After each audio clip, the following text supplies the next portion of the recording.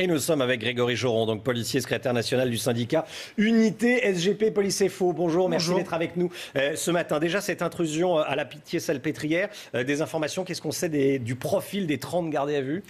C'est un profil assez disparate, on va dire. On a des Black Blocs, on a des Gilets jaunes, on a des individus lambda, pas connus des services, etc., etc. Donc c'est assez particulier. Que sait-on de leur motivation ? Pour l'instant, rien. Je ne sais pas ce qui s'est exactement passé, sauf à dire qu'heureusement qu'en effet, il y avait une compagnie de CRS, la CRS 27 de Toulouse, qui était à proximité, et une Brave qui sont intervenus immédiatement. Une Brave ? Une Brave, une brigade de répression des actions violentes, qui sont intervenus immédiatement, dans les plus brefs délais, on va dire, pour faire cesser tout ça. Donc, selon vos informations, on peut dire qu'on a évité un drame ? On ne connaît pas leur motivation. Je me demande pourquoi ils attaquent un hôpital, très clairement. Je ne sais pas ce qu'ils cherchaient exactement. En tout cas, oui, les personnels de l'hôpital sont assez choqués. C'est des scènes de violence, même si globalement la journée s'est bien passée. Ça a été quand même émaillé de choses assez particulières comme ça. Vous restez avec nous, Grégory Joron.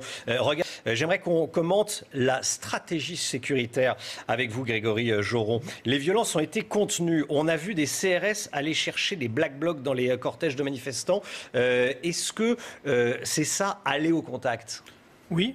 C'est ce qu'on avait perdu de vue depuis un moment, ce qu'on aurait dû faire déjà depuis plusieurs mois d'ailleurs, tout simplement, on va dire depuis le retour des ultras dans les manifestations, à partir de là, on va dire de la loi travail.